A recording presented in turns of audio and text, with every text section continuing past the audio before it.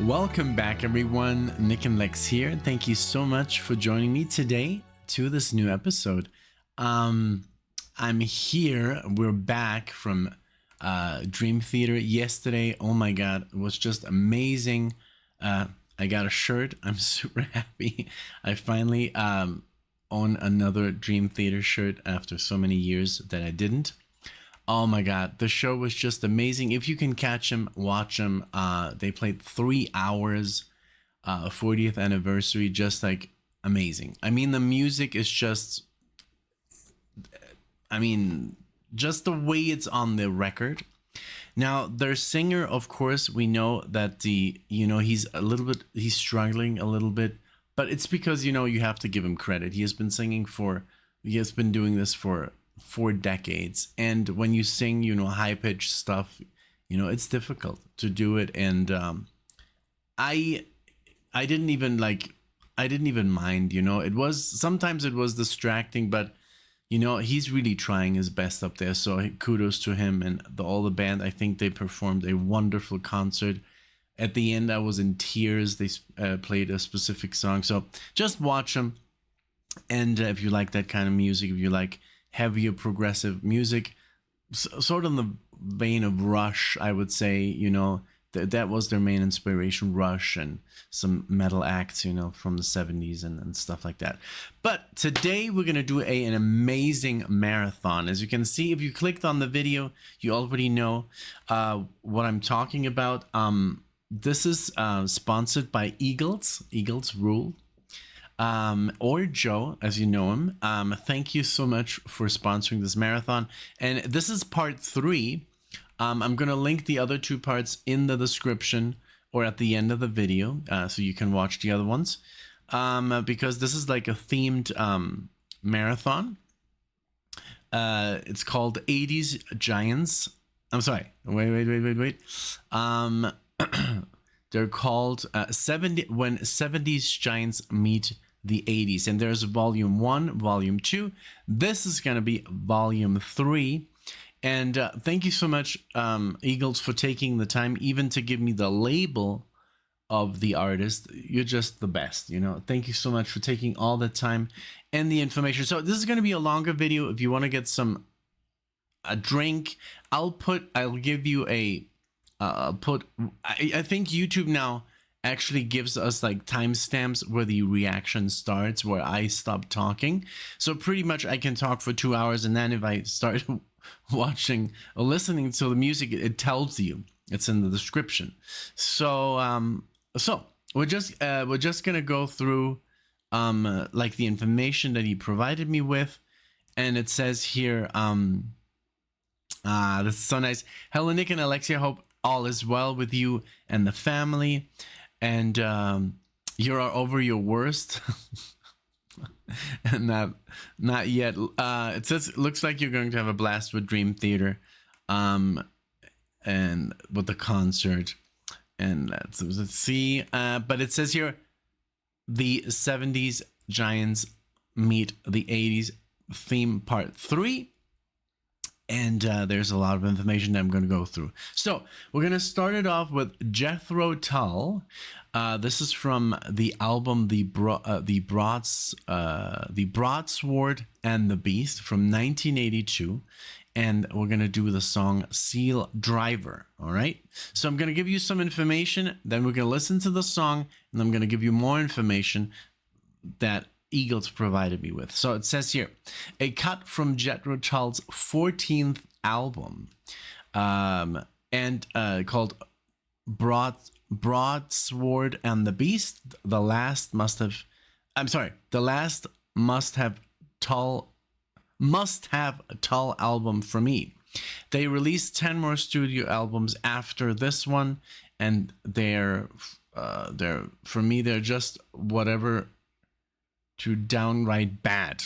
It is what it is. A few good cuts, but overall did not evolve well at all. Going into the 80's, I might be harsh, but it sounds like a bad attempt to copy Dire Straits. Oh wow. And then Ian Anderson blew out his voice, and that was it for me. And I heard that yesterday. Actually, Lee told me that he saw Ian Anderson sing it, it was just like very, very hard to watch. The album Roots to Branches from 1993 is the exception. I like that one after bassist John Glasscock died suddenly during Stormwatch and drummer Barrymore Barlow left the band. The magic of Tull left as well. On this album, Gary Conway of Cat Stevens replaced Barlow on drums, and Dave Peck of Fairport Convention fame joined the band on bass very capably. All right, so let's give it up here for Jethro Tull. I already have them loaded up. Very interesting stuff here, and let's get it on. I mean, it's sometimes what happens, you know, with a lot of bands that just after a while it's just not the same anymore, and you know, it is what it is, you know. So here we go with Seal Driver, and I hope you enjoy. If you're new to the channel, please give the video a like, maybe subscribe, leave something in the comments, you know. That always is a lot of fun. So here we go. Jethro Tull.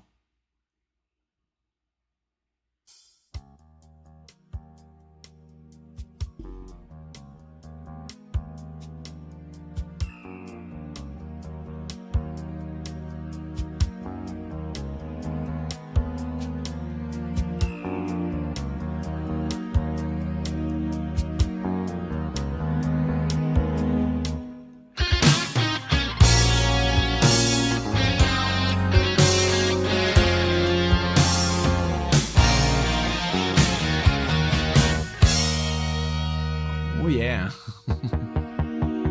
Take you away from my magic ship. I have 200 diesel horses thundering loud. Seabirds call your name and the mountains on fire.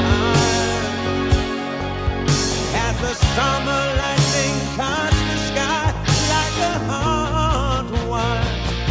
And you're right on the swell, and your heart is alive. Think I'll make you my steel driver. I'm no great looker, I'm no fast chase. I'll give you a steady push on a 6-knot simmering high tide. I can hold us down, keep our heads to the wind, or let us roll on the broadside, called spray flying in.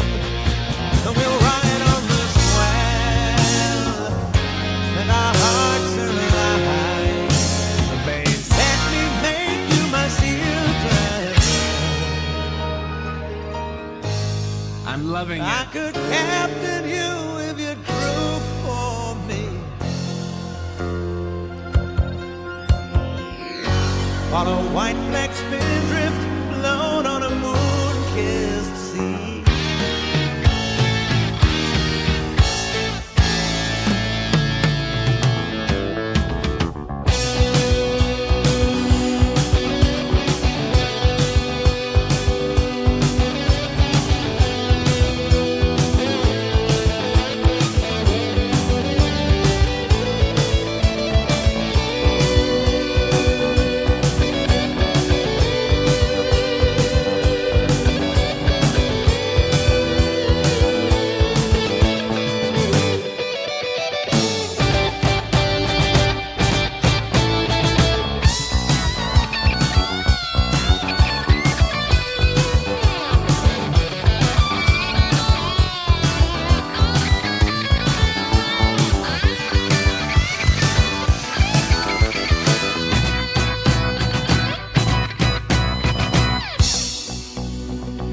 Wow, very well written, this whole thing.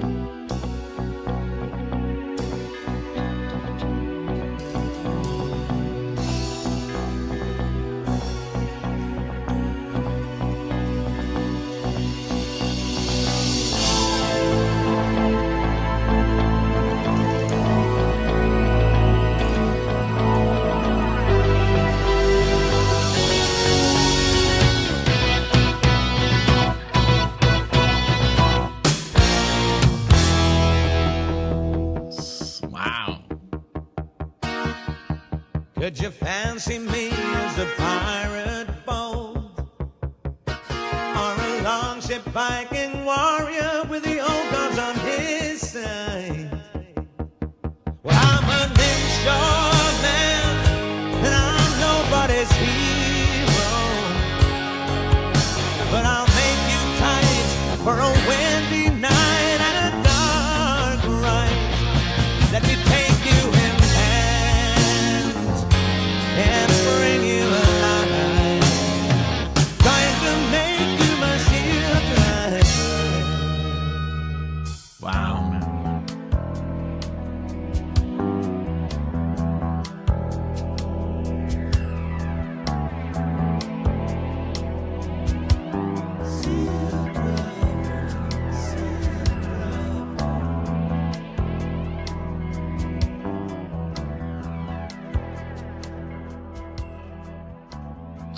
Wow, there's so much to say here. Oh.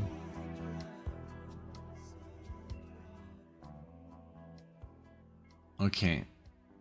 This is insane. Because I really love the structure. I love the different sounds. It sounds obviously from a different time.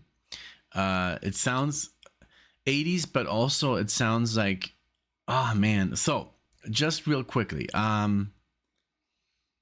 I mean, this is the crazy thing about this whole thing. This is their 14th album. Imagine writing. This is the 14th time you're in a studio and you still are creative. You're still, bringing it. And I just love the keyboards here sounded very reminiscent of what I have heard in 90's, like,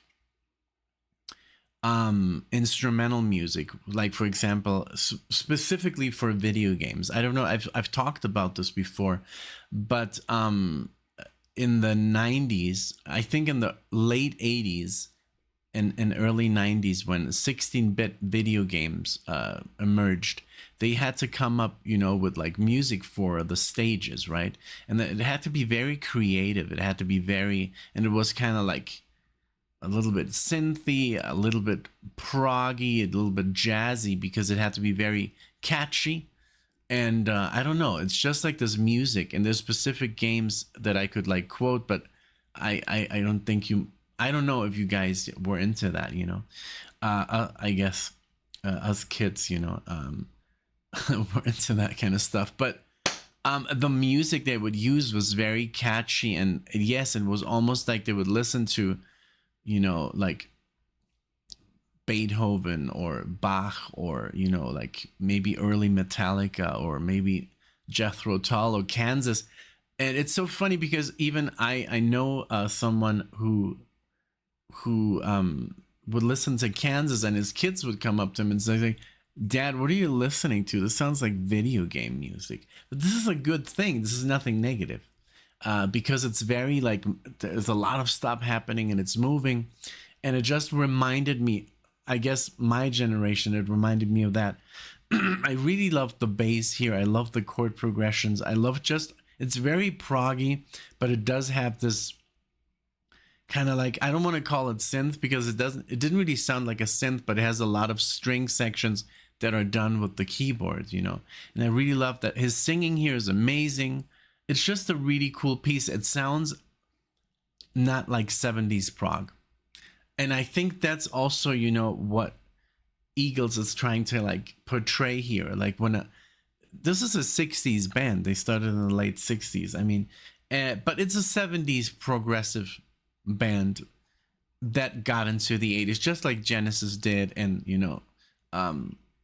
Pink Floyd or whatever, all these bands that started sounding differently in the 80's. But this still, I mean, this is something I would listen to. This sounded like Marillion, or something a little bit newer, like Camel or something of that time, So it reminded me a lot of Kansas, I don't know, just the writing, the 80's writing of Kansas. It's still very, very good, and I love, Ian Anderson's voice. He just has a specific voice that is instantly recognizable. And I did miss, the flute, the typical flute. But other than that, it was very good. It was. I cannot like complain at all. And I'm sure that I would listen to most of the stuff from the 80's and I would be fine in their 90's stuff, because for me, music is so special. And like I said, I just did a marathon of my lord, it just like went over my head. Wishbone Ash, and I said, man, this music is so telling. You learn so much about music and playing just by listening. And I would just be very interested to listen to. And of course, then when you listen to a discography of an artist, then you kind of like have your little sections of what you find the best, and this is here somewhere I like it, but it's maybe not the best, but I still have it and I appreciate it. Just like Rush, I think their 70's stuff obviously is the best, but their 80's stuff is very, very appealing, and even their 90's stuff, it's just like it just moves, and it changes, and I can live with that.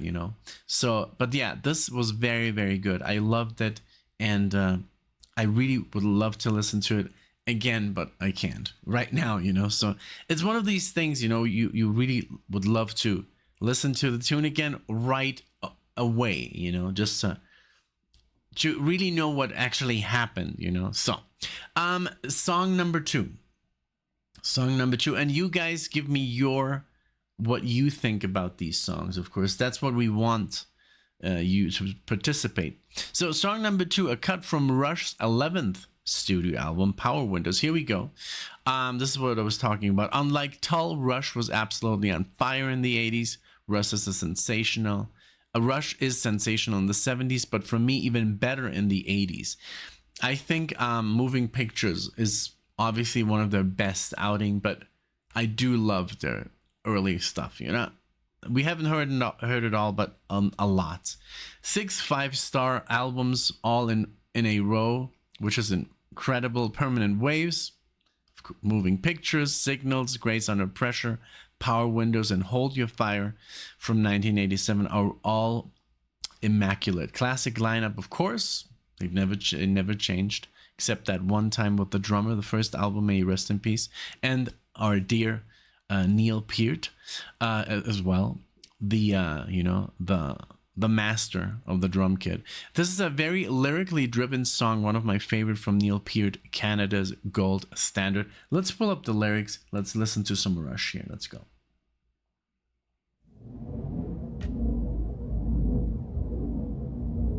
I really could use some Rush.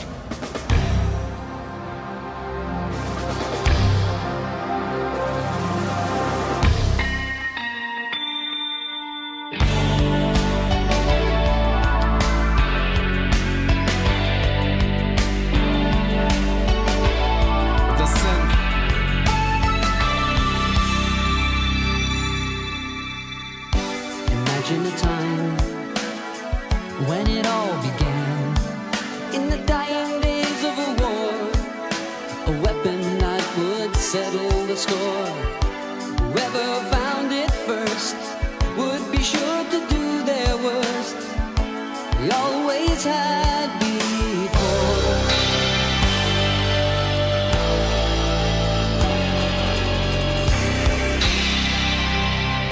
Imagine a man where it all began, a scientist pacing the floor in each nation, always eager to explore.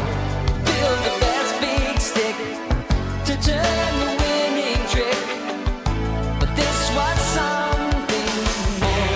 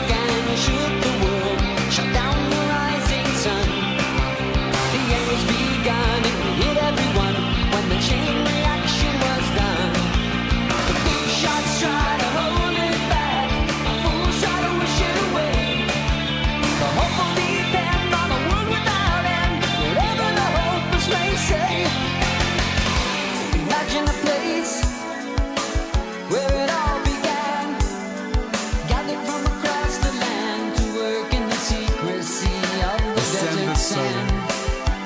All the brightest boys to play with the biggest toys, more than they bargained for. The Big Bang took and shook the world, shut down the rising sun. The hope will depend on a world without end, whatever the hopeless may say.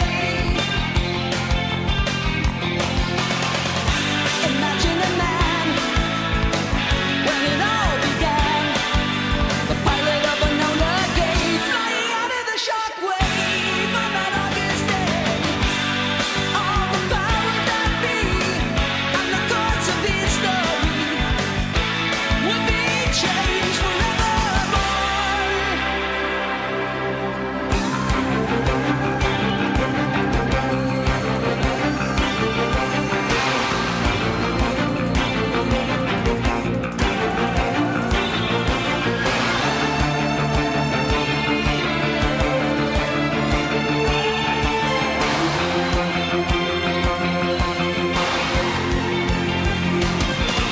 The Big Bang took and shook the world, shut down the rising sun. The end was begun, it would hit everyone when the chain reaction was done. The big shots try to hold it back, fools try to wish it away. The hope will depend on a world without end, whatever the hopeless may say. The Big Bang took and shook the world, shut down the rising sun.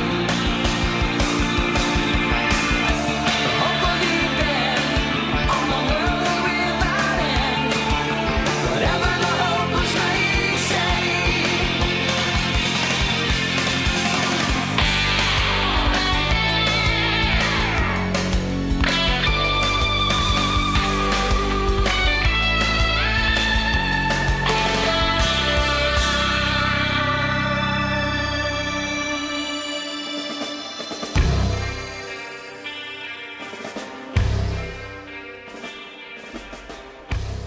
Wow.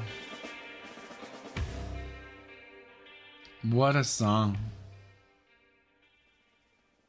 This is a perfect example how to use synth and just no solo. The lyrics, man, so good. And yes, it's so true, you know. I just looked up Paul Tibbets, of course. I was like curious. He passed away, I think, of old age in 2007. He was 92 years old. But what, imagine, I mean, being famous for that, you know. It's crazy. It's so true. I mean, imagine if we would live in a world without atomic power, you know, atomic bombs, maybe not atomic power, but without nuclear weapons. Wouldn't that be something? But it is what it is. Unfortunately, we do live in a world where we have these weapons, you know, and whoever has them, you know, is feared. It's almost like the beginning of, you know, a 2001 A Space Odyssey, you know, when they discover, you know, that instead of using, you know, their fist, they can actually use an object, you know, and then whoever uses it has more land or more water or more food, you know. Was very well written out by the professor, beautifully, you know. And the music is just like, I love that little march at the end with the drums, just the whole thing. I mean, Rush, you can't go wrong with Rush. It is what it is. It's just like Eagles said, you know, they really have like a perfect slate, you know. I haven't heard the newest stuff. I know a friend of mine, he was so much into Rush and he couldn't get me into them. I was just set in my ways, and it's so funny because I told him, oh, there's this band called Rush and they're amazing, you know, because I knew like 2 songs, and then he bought the whole catalog, And then he was trying to get me into Rush, and I was like, no, no, no. It's so funny. And he played me some, I think, some stuff from 2005 or something that had been released at that time. And I don't know. I just I liked it, but I was just into different stuff. I was into different music. But yeah, this was a great tune. I loved it. The chords. I mean, those synth like pads or whatever, along with his bass playing, are so effective. And Geddy, his voice is just so good. You know, it's like. Rush is just one of those bands that if you really get into them, there's people that don't like them at all because of Geddy Lee's voice. But hey, I mean, even I had trouble. Like the first time I heard Rush for the first time, I didn't even know. I was like, what's up with this voice, you know? And then now I couldn't even think of Rush with somebody else. And I really love his voice now, you know. But it's just, you know, it's an acquired taste. This was great. A wonderful song, wonderful lyrics. The way they're written, obviously not wonderful lyrics in the sense of what's happening, you know. I mean, dropping an atomic bomb on a country, on 2 cities in one day. I don't even know if it was on the same day, but it doesn't matter.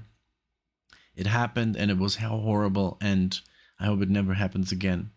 But just the way it was written was very, very smart. This obviously was a very highly intelligent individual, Mr. Peart, you know. Okay, song number 3, a cut from Yes 11th studio album, 90125. And I think they named it like that because it was like the code of the, I don't know, they didn't know the name of the album. So I think this was just the label or something about the ID number of something, and a similar to Tull, the last must-have Yes album. Okay, you and Alexa have done a few cuts from this album recently. Their next big generator was a disappointment for me. The rest, through technically decent, are just whatever for me personally. The song is the last great Yes song, and it is by far my favorite song on the album. Only one of only 2 songs with the whole band given a writing credit, as the rest of the album is dominated by Chris Squire and Trevor Rabin. Features Alan White on drums, Tony Kaye on keys, Chris Squire on bass, Trevor on guitars and vocals, John Anderson as well on vocals. So let's take a look. Yeah, I do like this album very much. You know, I'm just like very forgiving because this is not, I can't say this is my music. I didn't grow up with it. So when I listen to stuff by Yes, and specifically Yes is where I give them more like leeway, you know. I can't be as tough on them because I didn't grow up. It's not like, I mean, I didn't really, even my favorite bands, like, I don't know, like Symphony X or Dream Theater or Iron Maiden, they already had like 5-6 albums, you know, when I got into them. I don't really know a band that I grew up with that started when I was 18 years old, let's say, right? It doesn't really exist. So I can't really do this whole comparison of like, oh man, they're not the same of like when I really like got into them at the time, you know. I don't know if this makes sense, but I just give them more of a pass because I'm like, well, it's just how they kind of like progressed. I can say yes. I mean, when the most important album by Metallica, and I don't even say that's the most important one. Their most successful one is the Black Album, right? And that's when I started to listen to them, and then I went backwards. I had to go backwards and listen to their what I consider the best stuff. But this is the most successful in sales, and also like that kind of like just got him. So everybody kind of like learned what Metallica actually is, you know, what band it is. But what came after was very disappointing for me. So I know what it feels like when your band is doing all this great stuff and you have their entire catalog and then suddenly they change it up completely It is disappointing, yes.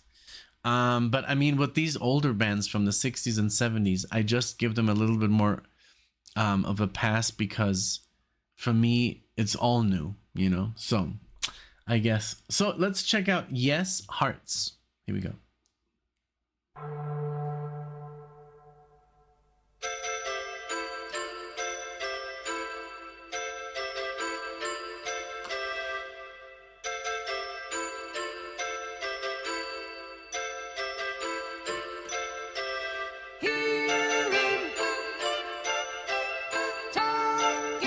John Anderson.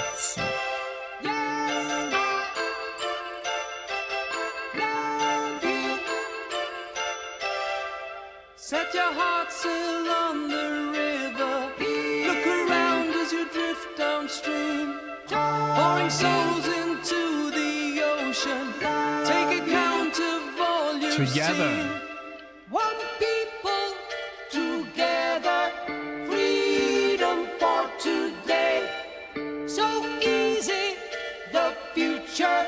So see the children's way.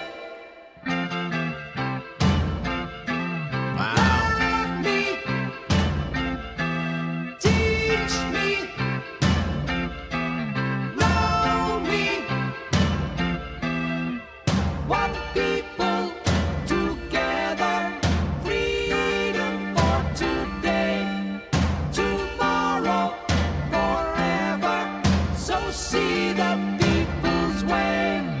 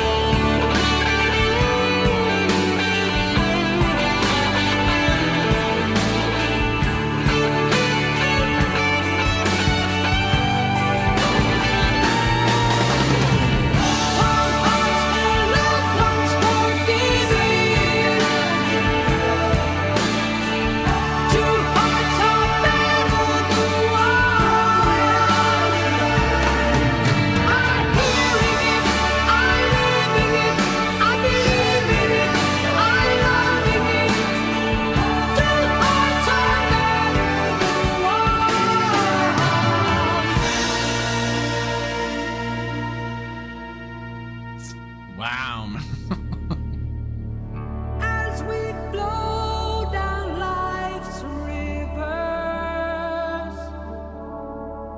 I see the stars glow one by one. All angels of the magic constellation be singing us now.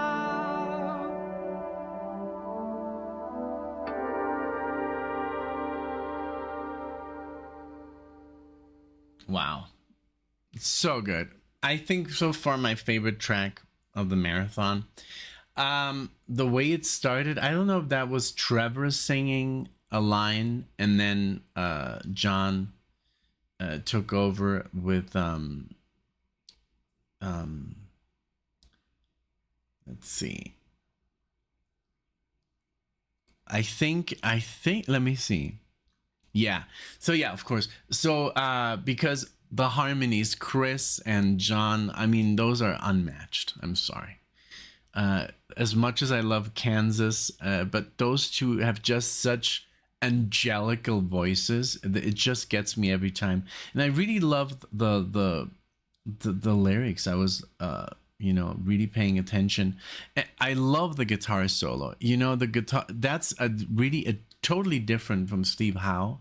The way he improvises, obviously more distortion, the whammy bar, there's a lot more going on technically on the guitar, and I'm used to that kind of prog because I started progressive rock with pretty much with Dream Theater and stuff like that, and then going backwards. But the whole Magna Carta catalog, that was I remember listening to Shadow Gallery in the car, and then an older guy who was maybe like 15 years older at the time, he was like, this reminds me of Marillion. I was like, what who's Marillion? And I was like, like that kind of deal. So I was always I listened to like progressive metal first and then got into prog rock with the channel. So this is obviously down my alley. I love the keyboard solo. So I mean, Trevor here and Tony are really shining on their instruments, really adding to the band. Not that I love, Steve Howe, and of course the Wizard. What's his name? I sometimes it's kind of hard to keep up with all the names. But I'm talking, of course, of the man, the man of the hour. Where is he? Rick Wakeman. Rick Wakeman is a genius, on the keyboards. He's not just flash, he is like just brilliance, everybody knows that. But I really enjoyed this keyboard solo as well. And then the other guitar solo, very flashy, Steve Vai-ish, like a lot of stuff going on, but just the whole song. I remember when we went to see John Anderson live, one of the best days of my life. And also Alexia, she was like floating, but he said when they released this album, they were already kind of like seeing themselves as, and I don't know why he said that, but he said, have you guys seen the movie Spinal Tap? Yeah, we thought we were them, at that moment. So it's almost like a joke, I don't know if he meant that, but maybe now looking back, having recorded this album, maybe it wasn't our best effort. I think it's great musically, it's amazing, and it sounded a lot heavier than just traditional 70s Rush. I think this was very good. I can only like say this is very, very good, but I'm not like a Yes connoisseur, like I didn't start with them with their first album or like Close to the Edge or stuff like that. It's just, I love all that stuff, but this is also not bad at all, so yeah, I just love John Anderson. He could be singing out of a phone book, honestly, and I would love it. I would find it amazing, but that's just me. And some of the lyrics, I mean, you have to be honest, some of the early Yes lyrics don't make any sense, so he is kind of like singing out of a phone book, but very beautifully. So song number 4, it says, oh, Moody Blues. So I got introduced to the Moody Blues by my mom when I was around 14 years old, 15 years old, or maybe older. I don't know, but it was around, I was young. And because I was like, Mom, I need something like Pink Floyd in my life. I've heard it all. Like, and I had never really heard I didn't really know they had a catalog that goes back into, I had heard like, what was it? Wish You Were Here, Dark Side of the Moon, Animals, and so forth, The Wall, in a momentary lapse of reason, and stuff. And I was like, I need more Pink Floyd. And I bought Roger Waters' Radio Chaos, and I was like, I need more music like this. What could I listen to? And she's like, why didn't you listen to Moody Blues? And I'm like, go to the store. Moody Blues only have the best of course, it's Mexico, yeah. So that's what I bought, and there's some good stuff on there. So so that's how I got into the Moody Blues. But it says here, a cut from Moody Blues' 11th studio album, The Present. A decent album and a great cut were fairly successful finding their niche in the 1980s with 3 pretty good albums before kind of fading out. Patrick Moraz of Yes fame joined the band for this period, replacing John Pinder. Rest is the classic lineup of Justin Hayward on guitars and vocals, John Lodge on bass, and Graham Edge on drums. I'm sorry if I'm butchering all these names. It's I'm trying to get through this, a little bit faster. But let's check out the Moody Blues. Moody Blues, I mean, can you mess up the Moody Blues? Is that even possible? Because everything I've heard by the Moody Blues is like masterful. But let's check it out here. So this is The Present, 1983. I haven't really said like the years, so I'm sorry about that. But here we go. Blue World. Let's check them out.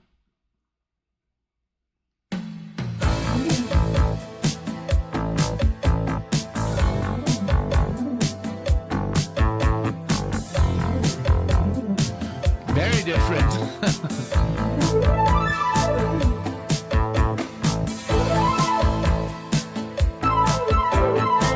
I like that. I like it.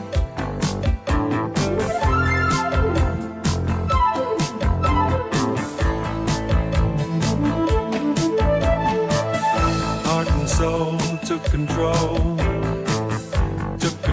of me. Made my dues, spread the news, hands across the sea. Put me down, turn me round to see. Marble halls, open doors, someone found the key. And it's only what you do that keeps it coming back on you. And it's only what you say that can give yourself away. Underground, sight and sound, human symphony. Heard the voice, had no choice, needed to be free. Fly me high, touch the sky, left the earth below. Heard the line, saw the sign, knew which way to go. 'Cause it's easier to try than to prove it can't be done. And it's easier to stay than to turn around and run. It's a blue world. It takes somebody to help somebody. Oh, it's a blue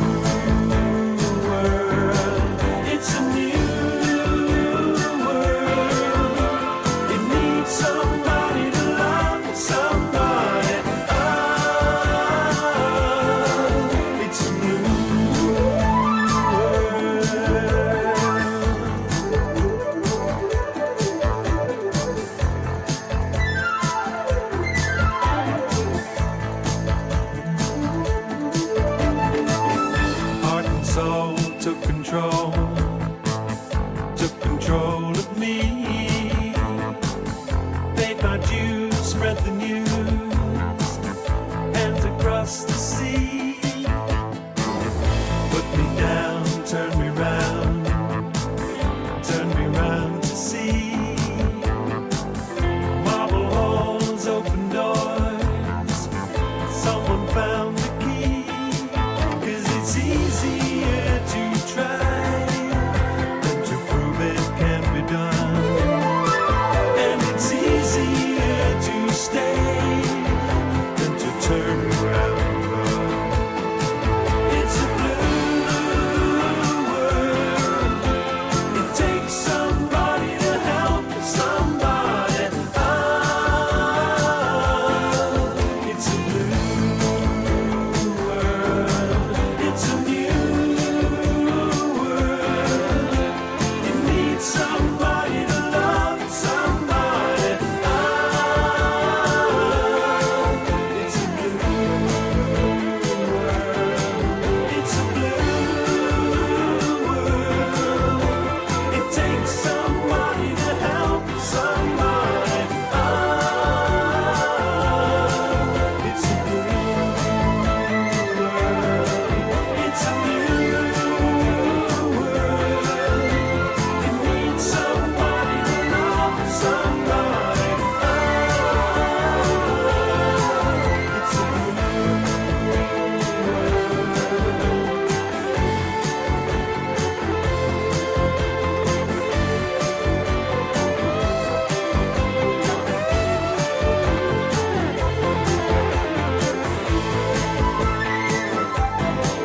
It's a blue world. It needs somebody to love somebody. It's a blue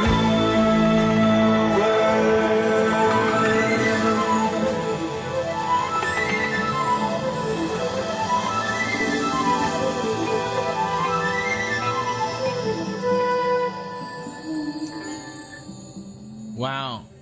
Okay.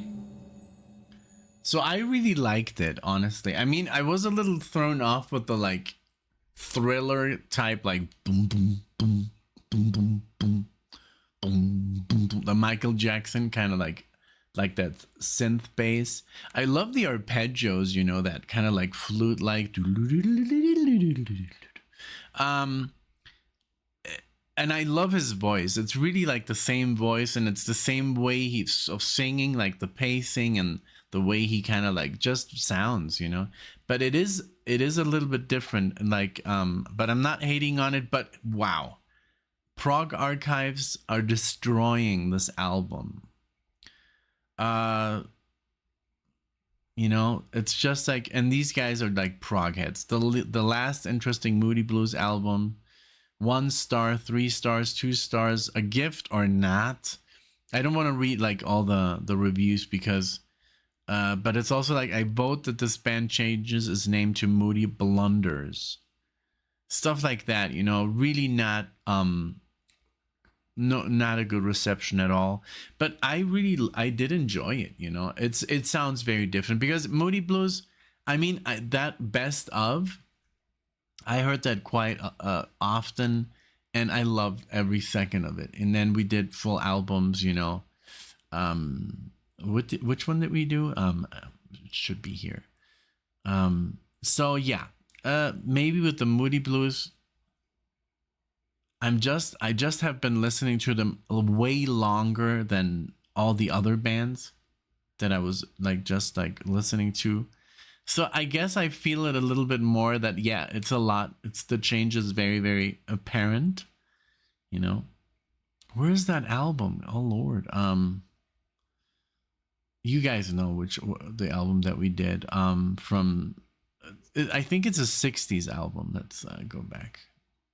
But they still did some 80's albums, and then and this is also their last original lineup, I think. I read something. I could be wrong. Don't quote me on anything, please. And I love when people like, it's so funny. Sometimes people comment Oh, that's the one. In the Search of the Lost Chord. They comment while watching the videos and they think I can read the comments at that moment. So they're just like, no, what are you talking about? No, blah, blah, blah. Like that, you know, it's very funny. But I love it. Don't stop doing it. If you do it, I can actually secretly see those comments, you know, I see them. So we're at the last song. So far, amazing music. It's just different. It is, you know, and I do hate on music. Don't get me wrong. If it's really bad, I'm brutal. Like I'm brutal. I'm brutally honest. But so far there's nothing that I can really say, oh, this is awful, you know. But I've heard some awful stuff, and even from you guys, you know, you've requested stuff, and or maybe like a Dan request or a reaction. And we're just like, no, it's not good. Song number 5. So this is Crosby, Stills, and Nash, Daylight Again. And this is from 1982. Wow, I've never heard Crosby, Stills, and Nash from the 80s. Okay, 4th studio album and last one that I go back to. Only released 2 albums in the 80s. Weren't really a factor as a group in the 80s. I think this is almost like Bob Dylan, that he suffered through the 80s. He couldn't find his footing. Weren't really a factor as a group in the 80s, but like this album and love this cut. Powerful song and one of Stephen Still's finest. For most of these bands, the 80s were a decade of trying to reinvent themselves and finding the task difficult, but still giving us the last little taste of brilliance. Post-punk, new wave, heavy metal, and I love a new wave. I'm sorry, and heavy metal all my life was where musical innovation and creativity were exploding with bands like U2, ABC. We saw ABC live, Julian Cope, REM, and to name a few, were blasting onto the scene. While long-winded thoughts conclude here. Had fun with this theme. Thanks, Nick. I hope you enjoy. And hope you get some clicks and subs. Yes, so do I. But this is a great, so far so good. Let's check out the last song, and then let's talk about it a little more.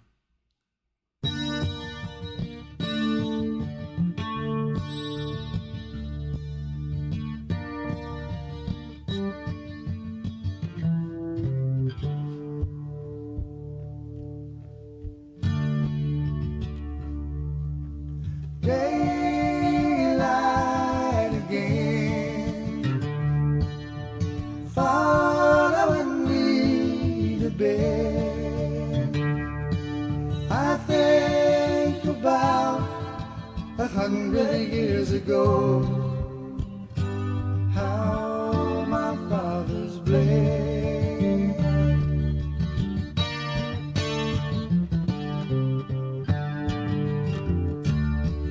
I think I see a valley covered with bones and blue.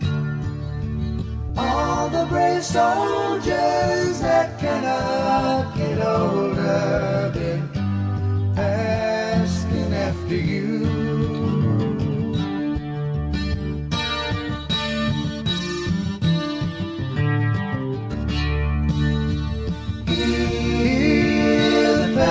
Calling from Armageddon's side, when everyone's talking and no one is listening, how can we decide?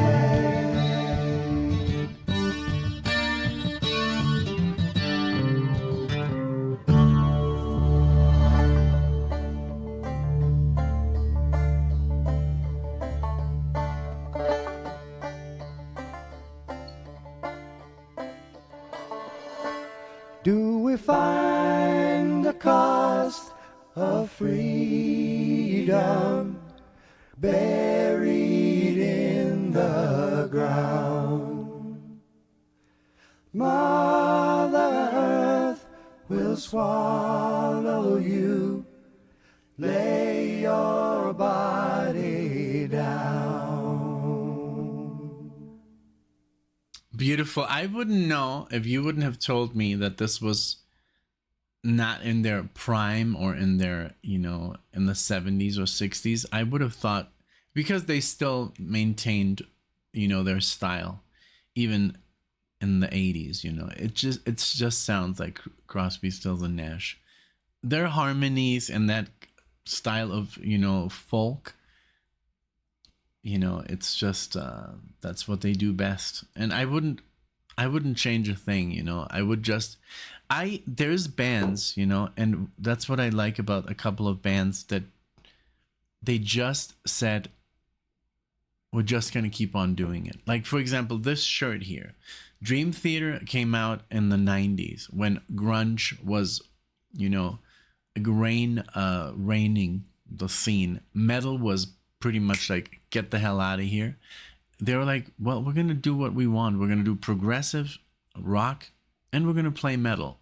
And we don't care what people say. And they've just done that throughout 40 years, and that's what they did. And they never changed. They never tried to appease to MTV or and it said, and there was even an interview and said, we never had any problems because we just did our thing. And yes, of course, I'm sure they didn't have great record sales and maybe concerts, but they have their following, and now they have this mega following. And yesterday there were 4,000 people, and I know 4,000 people is not a lot, but they have what they have, and they do what they do, and they play what they love, and they never try to like change it up. They sound, if you listen to their 90s stuff, yes, I think they got heavier, honestly, but it is what it is. All these bands, I guess, yes, it's also such a difference. Now, if you go back to 2000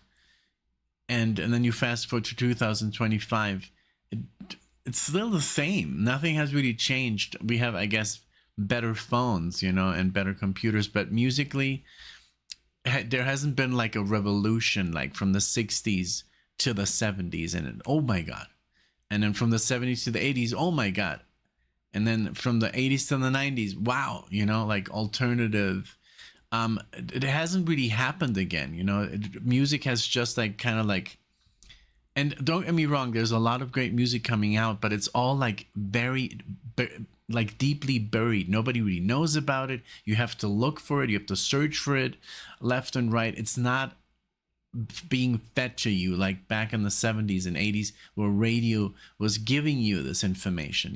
Now on the radio, the only thing you hear is literally it's shit. That's the honest truth. Like, the good music is there, and there's good music coming out every day. There's a massively stuff coming out and being released. Like, even John Anderson is still making music with the Band Geeks. So the music is there. There's still art being made, but it's just not being like shared the correct way. So that's why it's almost like, is there new good music? Yes, there is, but it's just like kind of like hidden.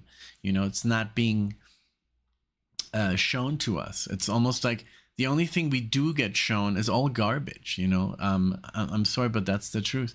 And I think that's why these decades, like the 60s, 70s, and 80s, and I think even the 90s, were so powerful, because the music actually was being distributed on TV, on the radio. You had MTV, not garbage TV, what MTV is now. There's nothing like an hour like, oh, you like this kind of music? Here you go. You like jazz? Here you go.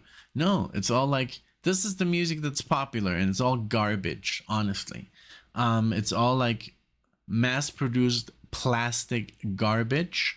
And that's what we hear like on the radio. And then there's some cool stations. They play some classic rock. They play some new progressive rock, new progressive metal, some new whatever the hell, new wave. There's new wave bands coming out right now.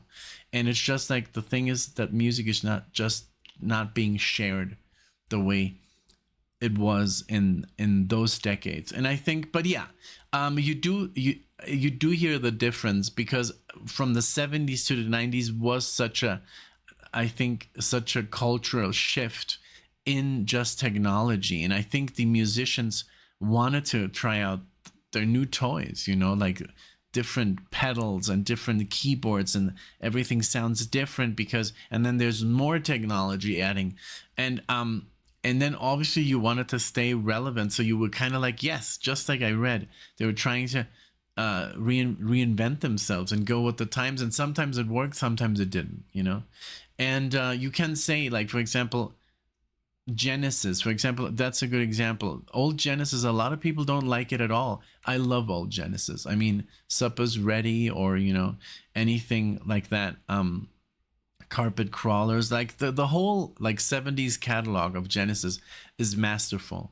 And then there's people that just know their 80s and 90s stuff, and they love it, and it's really popular with them. If you go on Spotify, the first thing that comes up is, I don't know if it's Mama or whatever. I don't know if that's Phil Collins by himself.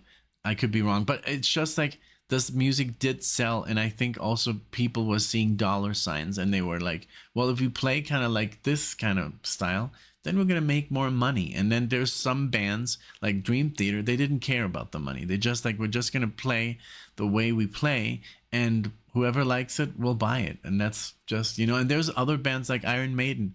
They never changed their style, you know, never. Even though, you know, heavy metal was dead, grunge was on, and alternative music was on the rise, and then new metal came, which is literally the worst thing you can listen to, which is literally like heavy metal with rap or whatever the hell it is. I don't even know. But even that, you know, you kind of like outlive these things, and you kind of like, you just move forward, and, you know, and that's the way you should do it, I guess. But with these classic rock bands and these classic bands, it's just like, I guess you do feel the change. But I have to say, all these 5 songs were highly, the only one that threw me off a little bit was Moody Blues, but I loved it. I mean, I think it was a little bit too synthy for my taste for a 60s band. But again, they wanted to try it out. They got different musicians, and, you know, they wanted to move with the times. I think the lyrics were great. The voice, just the music itself was wonderful in all 5 songs. I think the last song was not even, if like I said, if you wouldn't have told me it was an 80s song, I would have thought, okay, this was recorded in the 60s, because it's so true to its you know, beginnings. But all these songs were great. Thank you so much again, Eagles, for this wonderful marathon. I hope a lot of people have a lot of fun with this. You know, be honest in the comment section. I don't get offended if you guys say, oh, this sucks. You know, if you really think that way, then, you know, express yourself. You know, this is why we have the channel, to be honest. And if you don't like something, then you can be honest about it, you know. Now, for me, obviously, it's different, because I don't know these bands from their inception. So I just take him, you know, I take him for what they are. But yeah, with the Moody Blues, I did feel a little bit more. But other than that, everything else was just fabulous. You can't go wrong with these bands. So again, thank you so much for watching. I hope you enjoyed. If you liked the video, give it a thumbs up. Subscribe to the channel. 80% of people are still not subscribed. I can't believe it. But it is what it is. Thank you so much. Thank you. And I'll see you in the next one.